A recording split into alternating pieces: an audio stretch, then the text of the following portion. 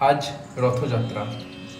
এই রথযাত্রা এমন এক উৎসব যেখানে লোক ভগবানকে দেখতে মন্দিরে যায় না, ভগবান স্বয়ং মানুষের মাঝে আসেন মন্দির থেকে বেরিয়ে।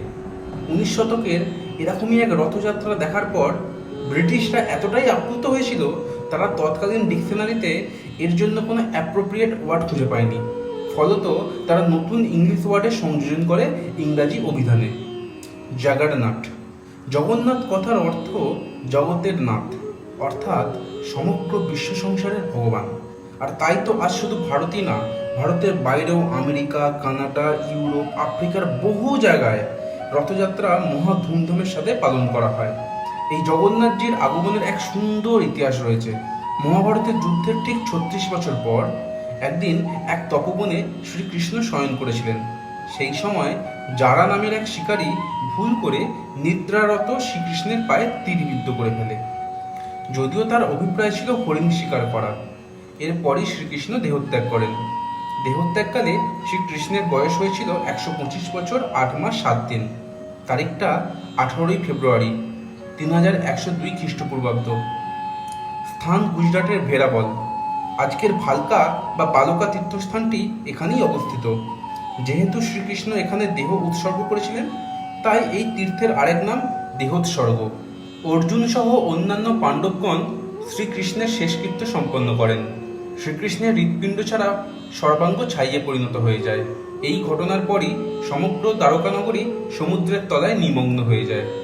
সেই সঙ্গে ভেসে যায় শ্রীকৃষ্ণের হৃৎপিণ্ডটিও। এখান থেকে এটি ভেসে ভেসে পুরীর সমুদ্র তটে এসে উপস্থিত হয়। সে সময় পুরীর রাজা ছিলেন ইন্দ্রদুম্ন। তিনি আবার ভগবান বিষ্ণুর মস্ত বড় উপাসক ছিলেন। তার ইচ্ছা ছিল বিষ্ণুধাম অর্থাৎ বর্তমান পুরীতে একটি বিষ্ণু মন্দির করবেন। এজন্য তিনি প্রজাপতি ব্রহ্মার শরণাপন্ন হলেন। ব্রহ্মার কাছ থেকে তিনি আদেশ পেলেন, ওই এলাকার বাঁকে মুখ নামের এক জায়গা থেকে তিনি এক বিশেষ ধরনের নিমকাঠ পাবেন এবং ওই নিমকাঠ দিয়েই তৈরি হবে বিষ্ণু মন্দিরের বিষ্ণু মূর্তি। মূর্তি তৈরির দায়ভার পড়ল বিশ্বকর্মার ওপর। তাই বিশ্বকর্মা ইন্দ্রদুম্নের রাজসভায় এলেন অনন্ত মহারানা নামের এক মূর্তি কারিগরের ছদ্মবেশে।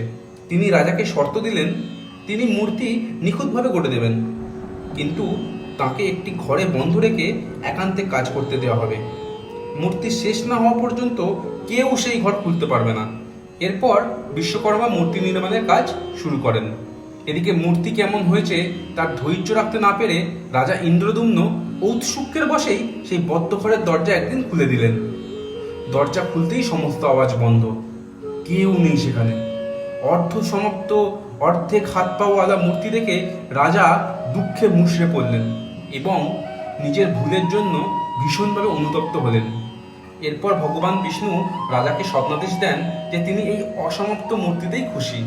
তারপর থেকে ওই নিমকাঠের মূর্তির মাঝে শ্রীকৃষ্ণের হৃৎপিণ্ডকে রেখে মন্দিরের ভেতর স্থাপন করা হয়।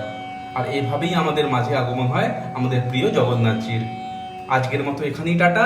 শুভ রথযাত্রা। জয় জগন্নাথজি।